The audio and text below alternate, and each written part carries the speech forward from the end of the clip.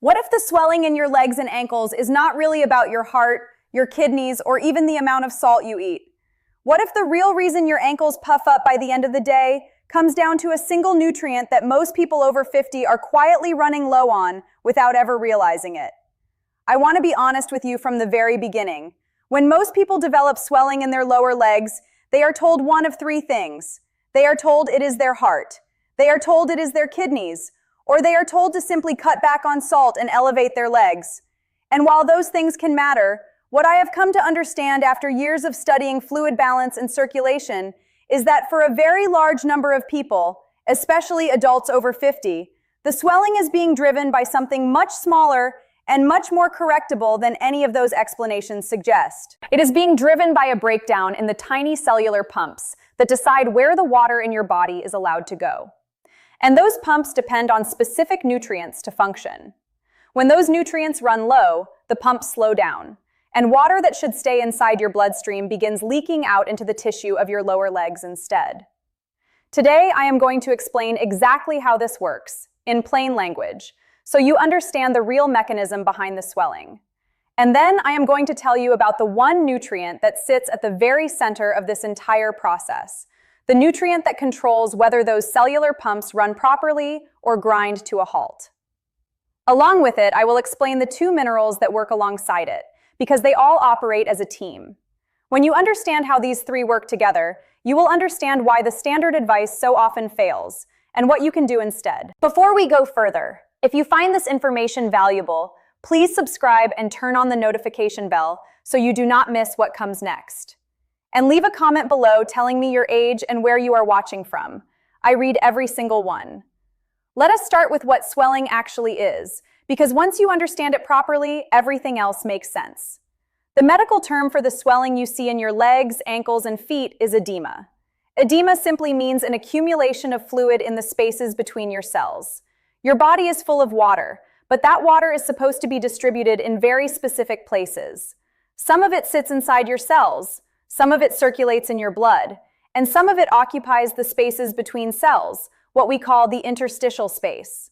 Under normal, healthy conditions, your body maintains a careful balance between these compartments. Fluid moves out of the bloodstream into the tissue to deliver nutrients, and then it moves back into the bloodstream and the lymphatic system to be carried away. This is a constant, balanced exchange happening every second of your life. Edema occurs when that balance breaks down, and fluid begins accumulating in the interstitial space faster than it can be cleared away. The fluid pools, and because of gravity, it pools in the lowest parts of your body, which for most people standing and sitting throughout the day means the ankles, the feet, and the lower legs. That is why your swelling is worst by evening and often looks better in the morning. Overnight, when you are lying flat, gravity is no longer pulling the fluid down into your feet, so some of it redistributes and the swelling partially recedes. Then the cycle begins again the next day. Now here is the question that actually matters. Why does the fluid leave the bloodstream and accumulate in the tissue in the first place? And this is where we get to the real mechanism, the part that almost nobody explains properly. The movement of water in and out of your cells and your bloodstream is controlled largely by the balance of two minerals, sodium and potassium. Sodium is the mineral that primarily lives outside your cells, in the bloodstream and the interstitial fluid. Potassium is the mineral that primarily lives inside your cells. And water follows these minerals. Wherever sodium concentrates, water is drawn toward it. Wherever potassium concentrates, water is held there too. Your body works very hard to keep sodium mostly outside the cells and potassium mostly inside the cells, because that precise balance is what maintains proper fluid distribution and even keeps your nerves and muscles working correctly. The structure responsible for maintaining this balance is called the sodium-potassium pump. It is a microscopic protein pump embedded in the membrane of every single cell in your body, and there are thousands of them in each cell.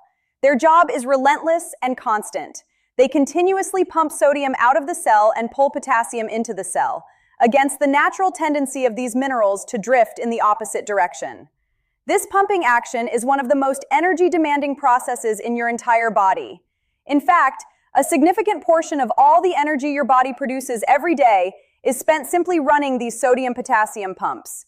Here is what happens when those pumps stop working properly. When the pumps slow down or fail, sodium begins accumulating where it should not, in the spaces outside and around the cells. And as I told you a moment ago, water follows sodium. So as sodium builds up in the interstitial space, water is pulled out of the bloodstream and into that same space to follow it. The tissue becomes waterlogged. And in the lower legs, where gravity is already working against you, this waterlogging becomes the visible, palpable swelling you have been struggling with. This is interstitial fluid retention. This is edema at the cellular level. So now the real question becomes, what makes the sodium-potassium pumps fail? Because if we can answer that, we can address the actual root of the swelling rather than just chasing the symptom. There are two major factors. The first is high blood sugar, and the second is a deficiency in the specific nutrients the pumps require to operate. Let me explain both because they are deeply connected.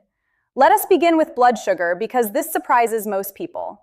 You do not have to be diabetic for this to affect you. Elevated blood sugar, even at levels below the diabetic threshold, causes a problem through a process called glycation.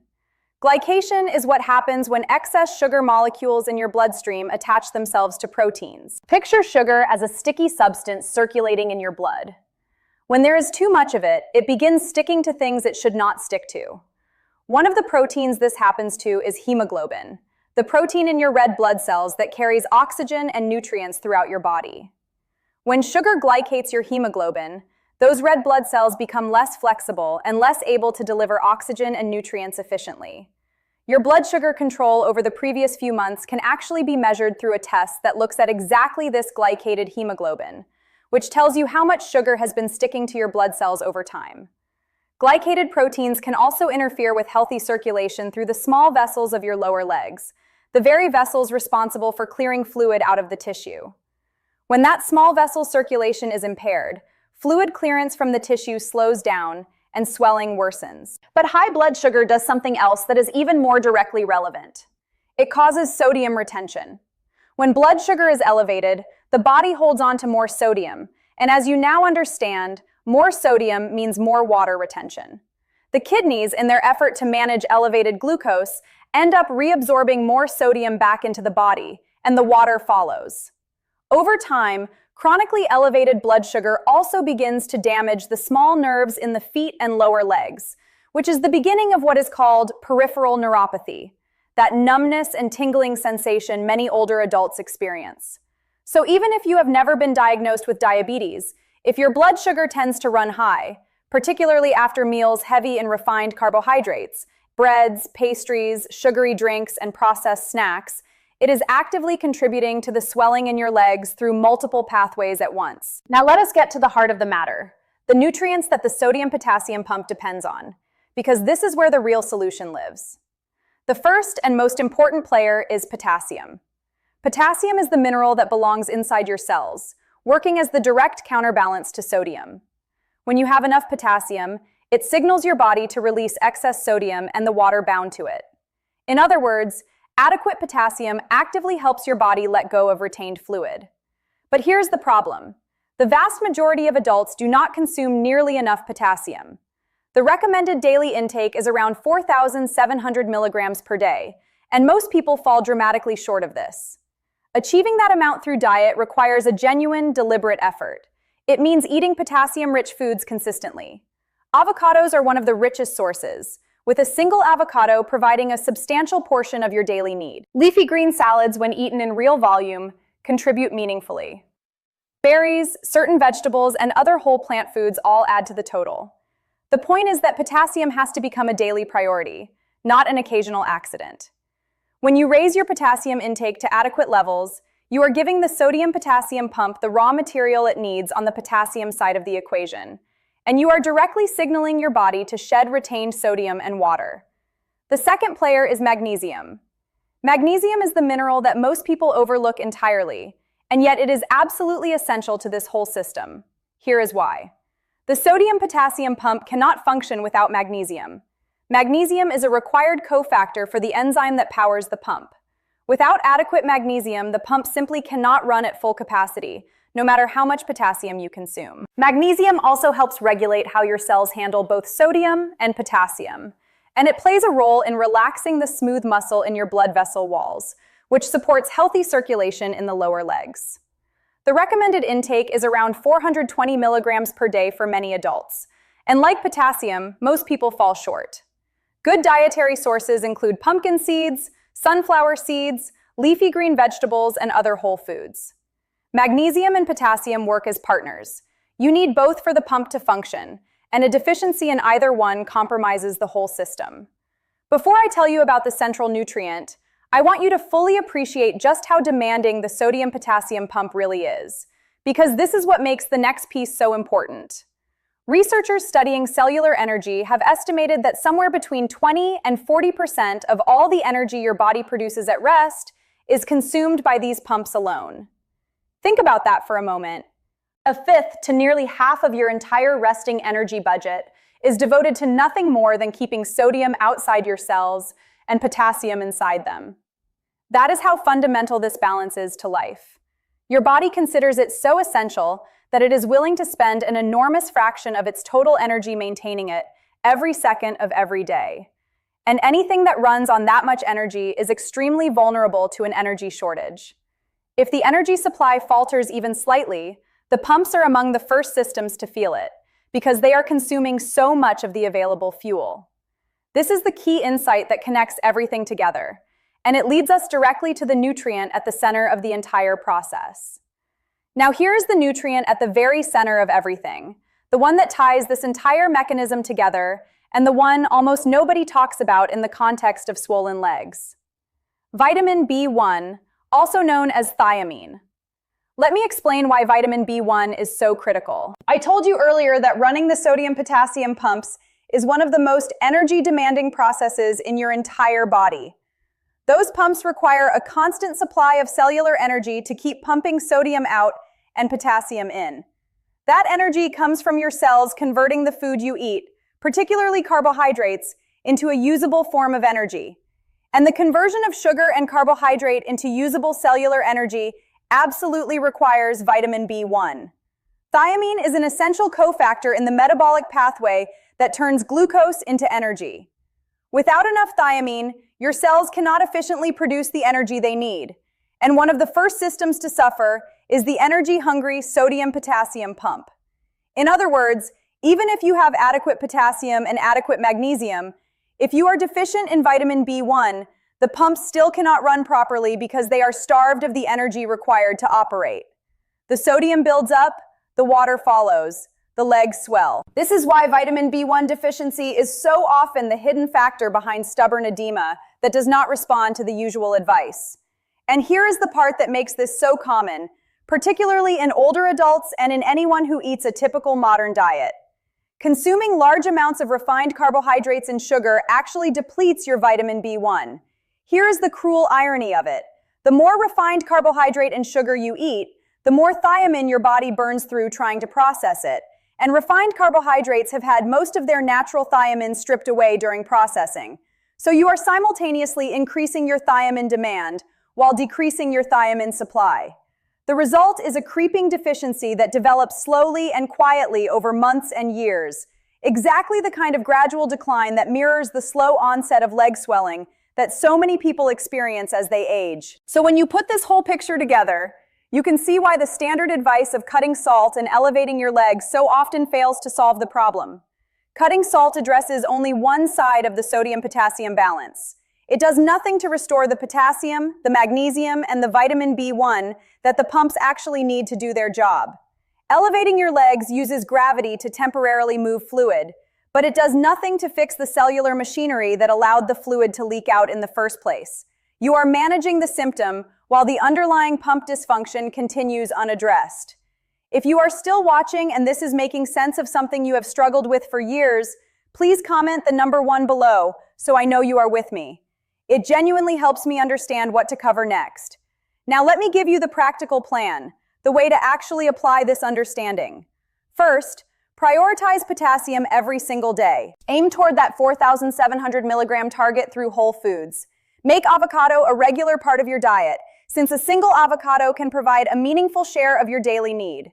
Build large leafy green salads, because the volume of greens is what delivers real potassium, not a small garnish. Add berries and potassium-rich vegetables throughout your day. Many people are surprised to learn that the foods richest in potassium are not what they assumed. While bananas are commonly mentioned, foods like avocados, leafy greens, and certain vegetables actually deliver far more per serving.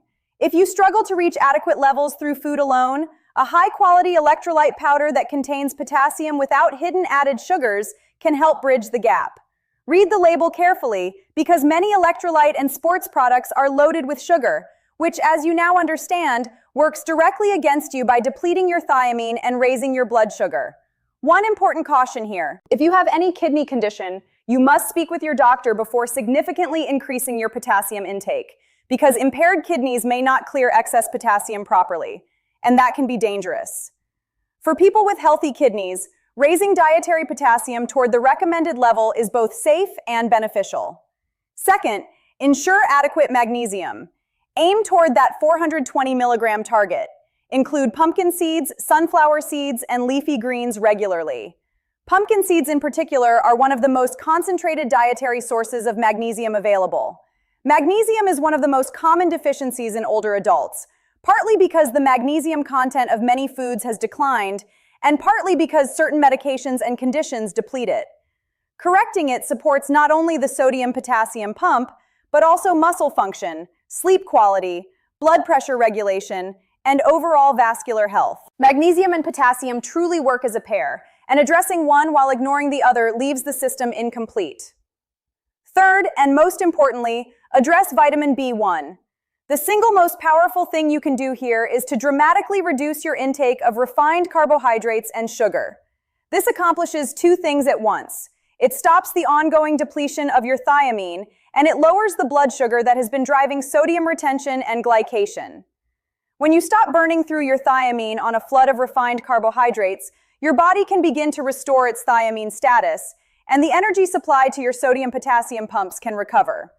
Whole food sources of thiamine include sunflower seeds, legumes such as beans and lentils, nutritional yeast, and whole unprocessed grains in moderation. Some people with significant deficiency choose to supplement thiamine directly, and if you are considering that, a conversation with your healthcare provider is the right starting point.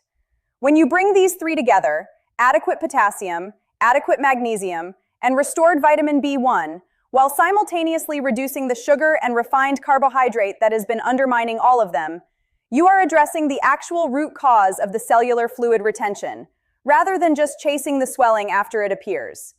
You are giving the sodium-potassium pumps the minerals they need and the energy they require so they can do the job they were designed to do, which is keeping sodium and water where they belong and out of the tissue of your lower legs. There is one more thing I want you to understand about why this particular combination of nutrients is so often missed, even by well-meaning healthcare providers. When you walk into a typical appointment with swollen legs, the standard process is to check for the serious causes first: the heart, the kidneys, the liver, and to look for blood clots. This is appropriate and important, and it should absolutely happen.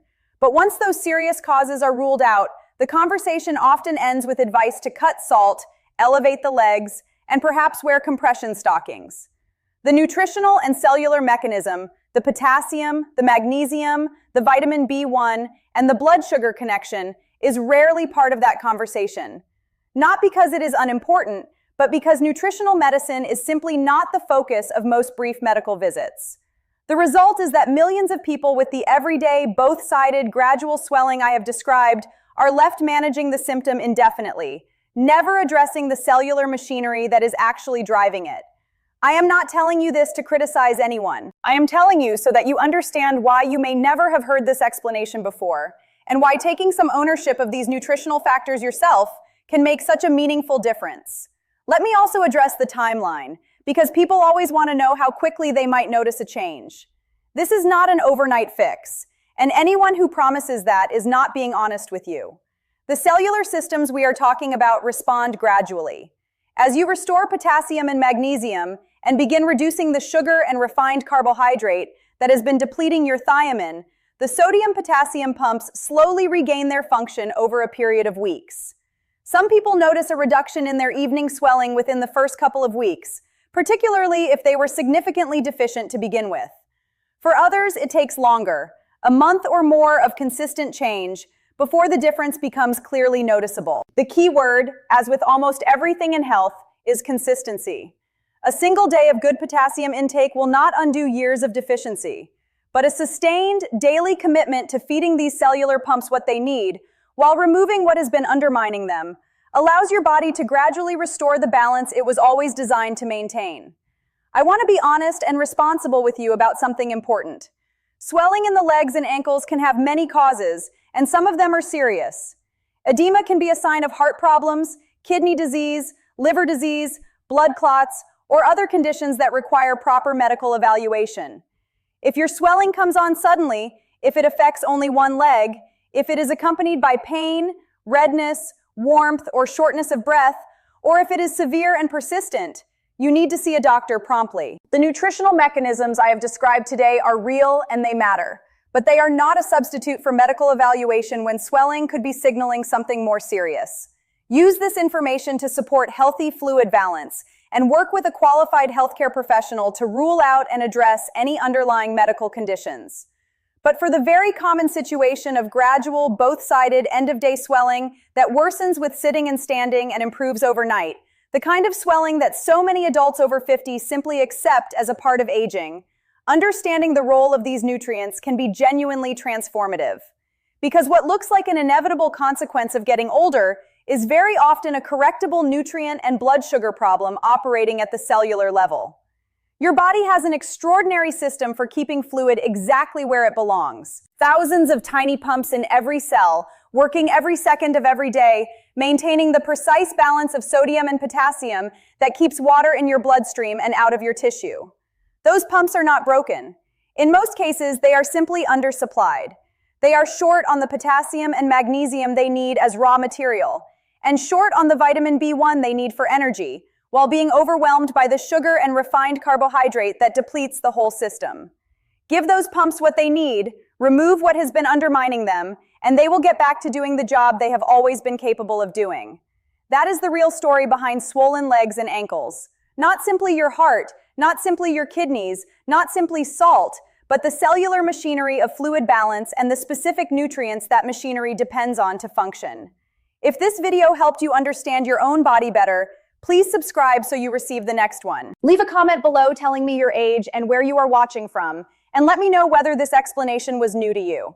And if you know someone who has been struggling with swollen legs and has been told it is just aging, share this with them. The understanding in this video could be exactly what they have been missing. Thank you for being here, and take good care of yourself.